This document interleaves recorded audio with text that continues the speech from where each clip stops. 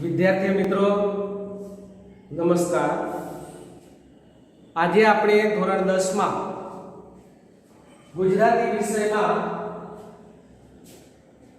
આપણે પાઠ નંબર 12 ચોપડાની ઇન્દ્રજાળ એ પાઠ વિશે આપણે અભ્યાસ કરીશું। ચોપડાની ઇન્દ્રજાળ એ પાઠના સાહિत्यकार चंद्रकांत पंड्या छे અને સાહિત્યનો પ્રકાર આત્મકથા ખંડ છે। લેખક વિશે થોડી માહિતી મેળવીએ તો ચંદ્રકાંત જેઠાલાલ પંડ્યાનો જન્મ વલસાડ જિલ્લાના ધરમપુરમાં 31/8/1920 ના રોજ એ થયો હતો। તેઓ મુંબઈ યુનિવર્સિટીમાંથી ટીડીની પદવી એમણે પ્રાપ્ત કરી હતી। સંગીતમાં પણ તેઓ નિપુણતા ધરાવતા હતા અને એક શિક્ષક તરીકે હાલોલ અને નવસારીમાં એમણે પોતાની કામગીરી પણ કરી હતી। સામાજિક ક્ષેત્રે પણ એમનું યોગદાન રહેલું છે। એમણે बानो भिक्खु बागेकने सुदामे डीठी द्वारामती गणिक संग श्याम रंगनो अने वसाहतीओनुं वतन एमना नोंधपात्र पुस्तको छे। एमणे पोतानी आत्मकथा बानो भिक्खु एमांथी आ भाग लीधेलो छे एटले आत्मकथा खंड बने। मित्रों आपने खबर है कि आत्मकथा एटले अपनी जात विषे अपने जाते ज लखवू एटले ते आत्मकथा। अने आत्मकथा साहित्य में गांधीजीना सत्यना प्रयोगों ए आत्मकथा ए दुनिया की लगभग मोटा भागनी भाषाओं में ए लखायेली छे। आम अहींया पण बानो भिक्खु ए आत्मकथा मांथी लीधेलो आ भाग छे एटले आत्मकथा खंड बने। वात छे अहींया आजादी पहेलानी। लेखक ज्यारे नाना हता एटले के 14-15 वर्षना हता अने ए समयगाळा दरमियान अपना भारत में अने एमांय खास करीने ग्राम्य विस्तारों में साहुकारों द्वारा गरीब अभण कंगाल खेडूतोनुं भारे शोषण करवामां आवतुं हतुं। आर्थिक शोषण करवामां आवतुं हतुं। साहुकारो एटले के ए वखते व्याजे पैसा आपनार व्यक्ति ए साहुकार कहेवाता। बराबर। लेणदार अने देवादार एटले के जे व्याजे पैसा ले ते देवादार देणदार कहेवाय। बराबर। एटले आवा साहुकारो ग्राम्य विस्तारों में जे गरीब अने अभण जे खेडूतो हता एमने तेओ व्याजे पैसा आपता अने एनी ચોપડામાં નોંધ करता। परंतु आ साहुकारो ચોપડાની एवी इंद्रजाळ रचता। इंद्रजाळ एटले छळ कपट। इंद्रजाळ एटले छळ कपट। छळ कपट भरेली ए नीति अपनावता के जेने कारणे व्याजे लीधेला जे पैसा छे मुद्दल छे ए थोड़ाक ज वर्षोमां अनेक गणो थई जतो।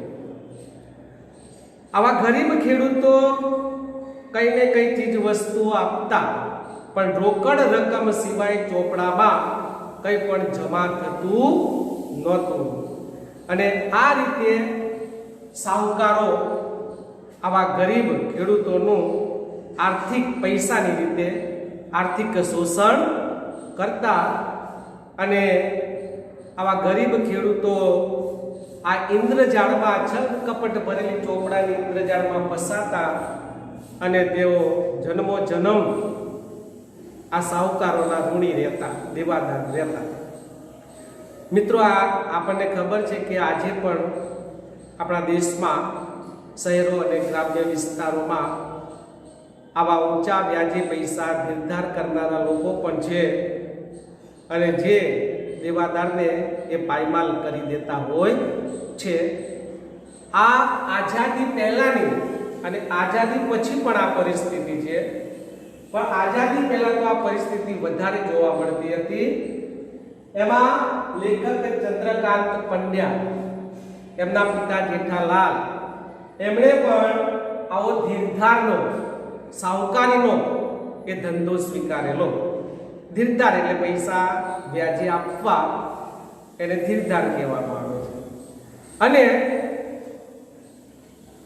આ જીવલાના પાત્ર દ્વારા ગરીબ અને કંગાળ એ ખેડૂત એવા જીવલાના પાત્ર દ્વારા એમનું શોષણ કઈ રીતે થતું હતું એ ચંદ્રકાંત પંડ્યાએ પોતે જ અનુભવથી એ લખેલું છે. જોઈએ આપણે. ત્યારે સાહુકારો ગરીબ અને અજ્ઞાન રાણી પર જ ખેડૂતોનું શોષણ કરતા હતા. ત્યારે એટલે કે આઝાદી પહેલા.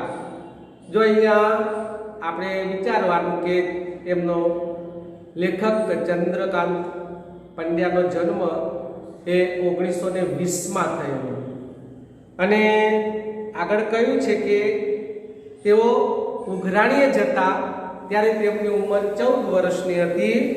એટલે લગભગ 1934-35 ની આસપાસની આ વાત છે. એટલે આઝાદી પહેલા સાહુકાર એટલે કે વ્યાજે નાણાં, પૈસા વ્યાજે આપનાર વ્યક્તિ એ સાહુકાર કહેવામાં આવતો. આવા ગરીબ ખેડૂતો પણ ગરીબ અને અજ્ઞાન, એ વખતે શિક્ષણ પણ નહોતું. એટલે આવા ગરીબ અને અજ્ઞાન રાણી પર જ ખેડૂતોનો, આ જંગલોમાં લેવામાં રહેતા ગરીબ ખેડૂતોનો એ આર્થિક રીતે શોષણ કરતા. ઋણ રાહતનો, દેવામાંથી મુક્તિ મેળવવી એને ઋણ રાહત કહેવામાં આવે છે. ઋણ રાહતનો ત્યારે કોઈ કાયદો નહોતો અને એમાંય દેશી રાજ્યોમાં, જો આઝાદી પહેલા 2 પ્રકારના રાજ્યો હતા.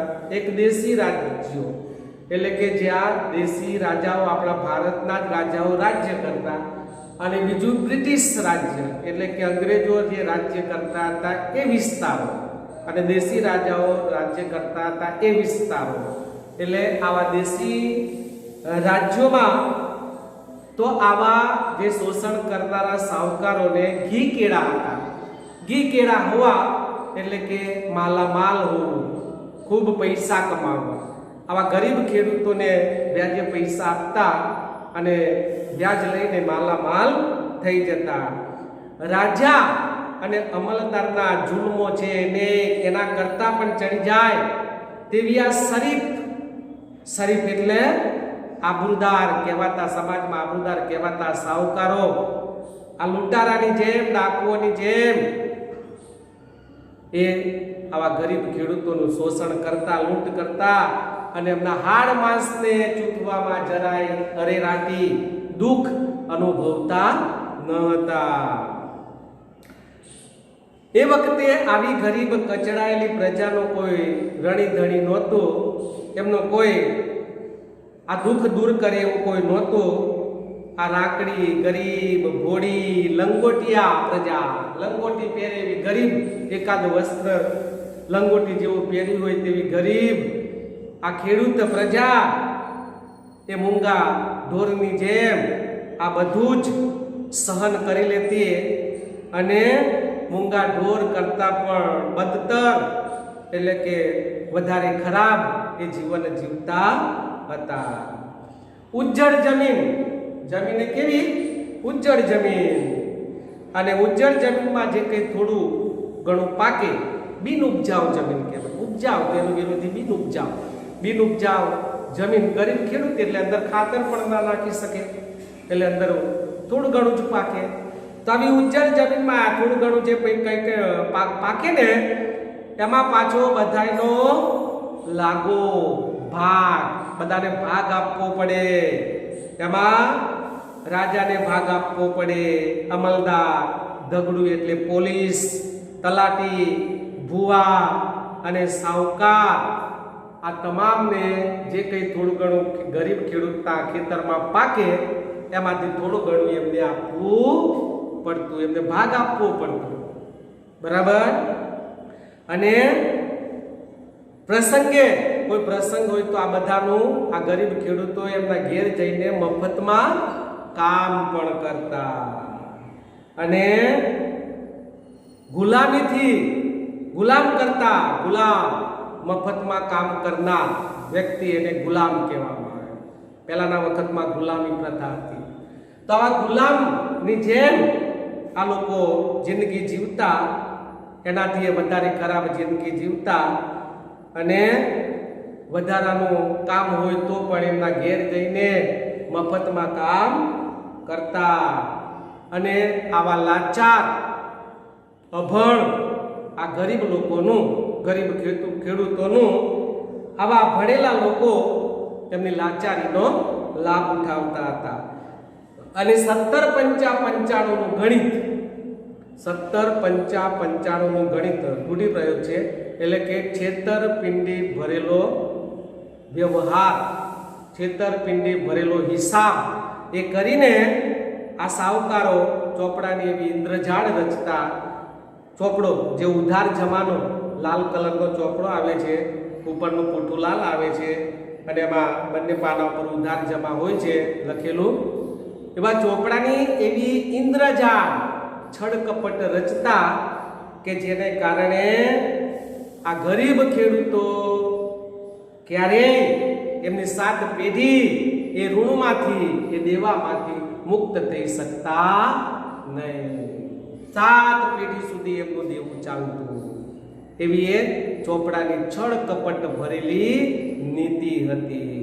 બિચારા ગરીબ ખેડૂતો એ રીતે હર હંમેશ દેવાદાર રહેતા. લેખક કહે છે કે મારા પિતાજી જેઠાલાલ પંડ્યાને સાવકારી કરીને પૈસા કમાવવા માટેનો કિમિયો એટલે ઉપાય કોઈ ભાઈ બંને બતાવેલો. એટલે એમને પણ લોભ જાગ્યો અને ખેતી, જેઠાલાલ ખેતી કરતા, એ ખેતીની સાથે સાથે ધીરધારનો ધંધો પણ કરવા લાગ્યા વધારાની આવક મેળવવા માટે. અને પિતાજીને એ વખતે સાવકાર, પરંતુ ગરીબ ખેડૂતો, અભણ ખેડૂતો એમને હાવકાર એટલે કે સાવકાર કહીને બોલાવતા. ત્યાર પછી તો આ ચંદ્રકાંત પંડ્યાના પિતા જેઠાલાલનું અવસાન થયું. જમીન ગણોતે ખેડનાર કે તેની દેખભાળ રાખનાર કોઈ રહ્યું નહીં. ગણોતદારો એટલે કે મુખ્ય ખેડૂત હોય એની પાસેથી બીજો ખેડૂત ખેડવા માટે જમીન રાખે અને એના બદલામાં વર્ષ દરમિયાન જે થતા હોય પૈસા આપે, એને ગણોત કહેવામાં આવે છે. એટલે દેખભાળ રાખનાર કોઈ રહ્યું નહીં એ ખેતરની. એથી જે મૂળ શેઠ હતા, એ માલિક હતી, જમીનના માલિક હતા, એને પાછી જમીન આપી દેવામાં આવી, કારણ કે પિતાજી હવે હયાત નહોતા. હવે ગુજરાન ચલાવવા માટે, ભરણ પોષણ કરવા માટે લેખકના ઘરમાં માત્ર 2 જ ઉપાયો બાકી રહ્યા. કમાવવા માટેના, ઘરમાં આવક થાય એ માટેના 2 જ રસ્તાઓ બાકી રહ્યા. એક હતું દૂધણું. દૂધણું એટલે ગાય, ભેંસ વગેરે જે દૂધ આપે છે એ દૂધ વેચીને અથવા તો વલોણું કરીને ઘી વેચીને જે આવક થાય તે એને દૂધણું કહેવામાં આવે. દૂધ આપનાર પશુ એ દૂધણું.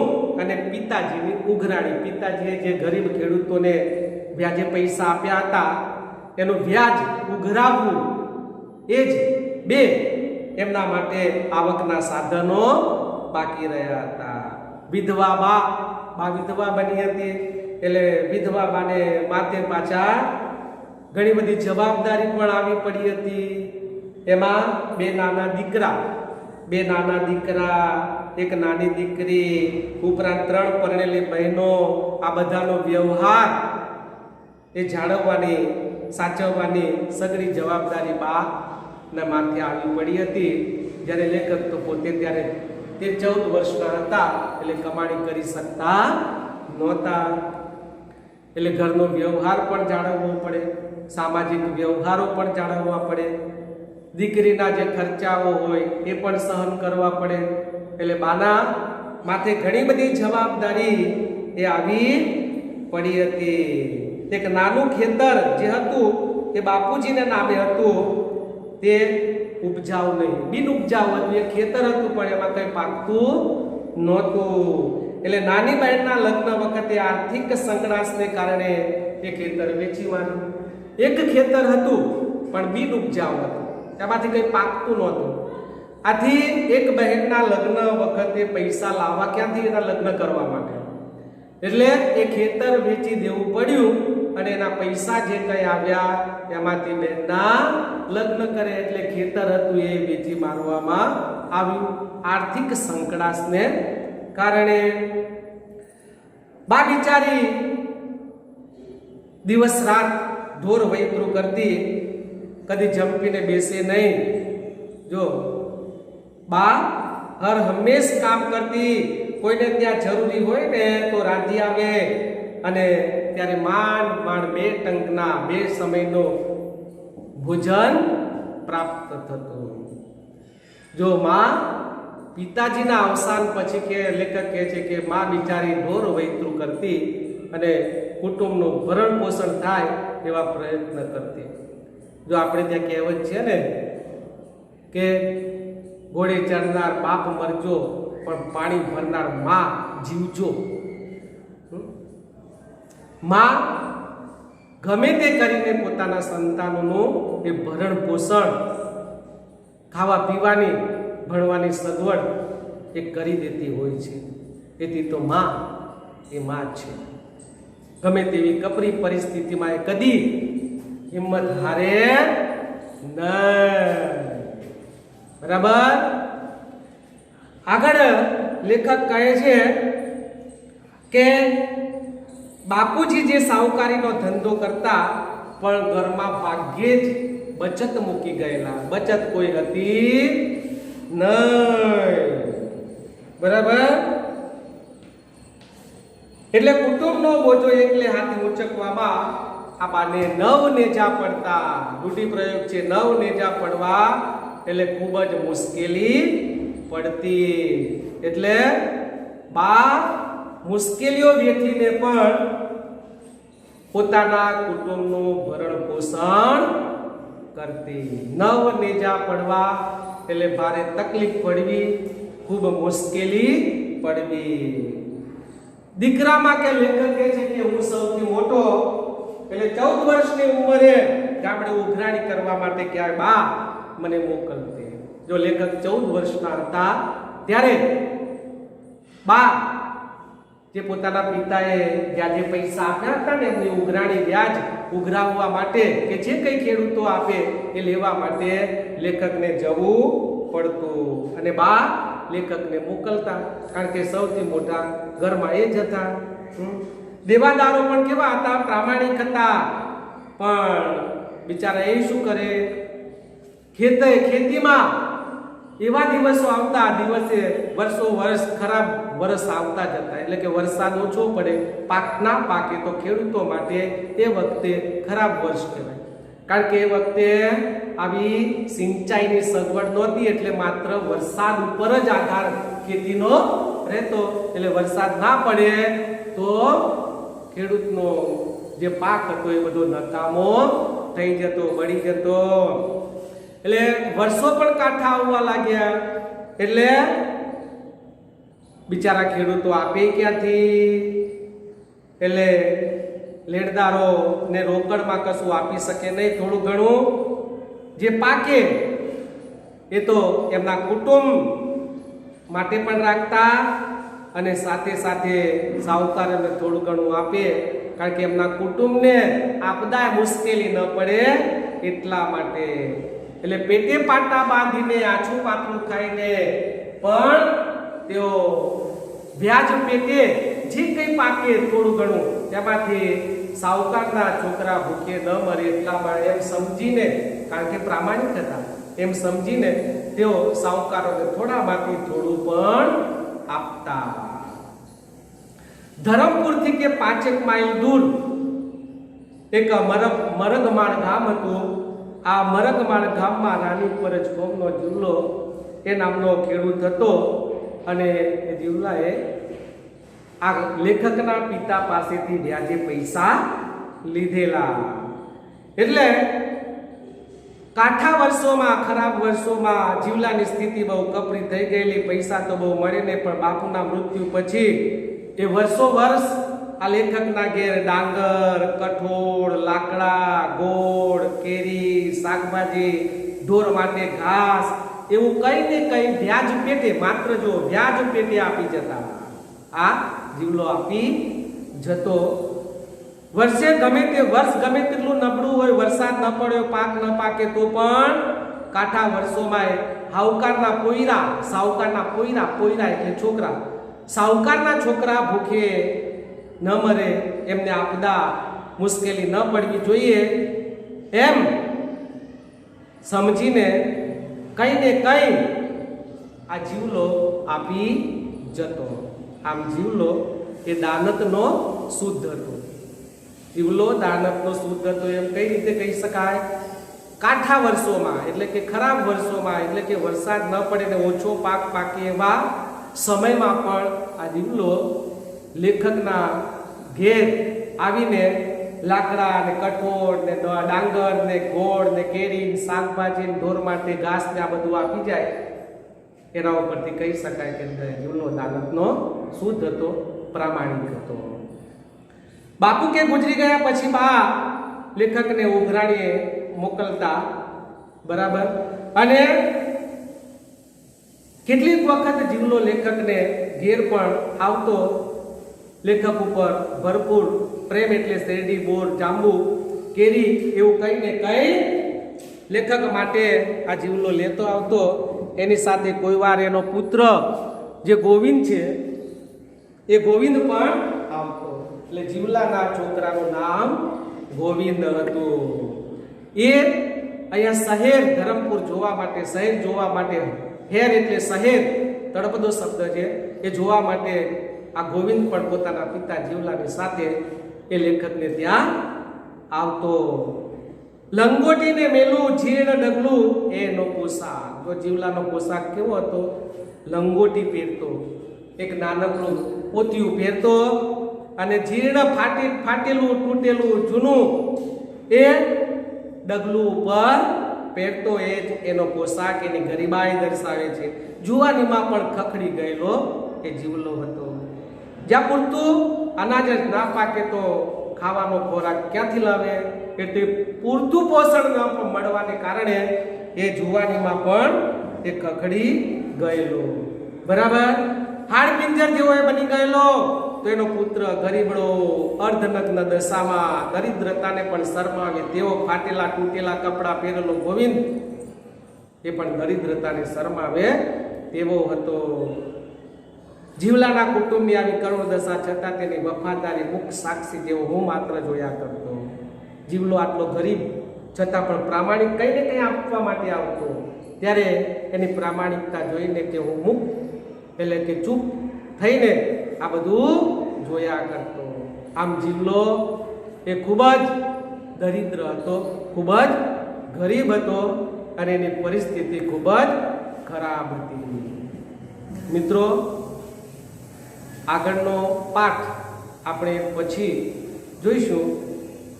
આટલે આપણે સમજ્યા, આગળ આપણે પછીના તાસમાં સમજીશું. અસ્તુ.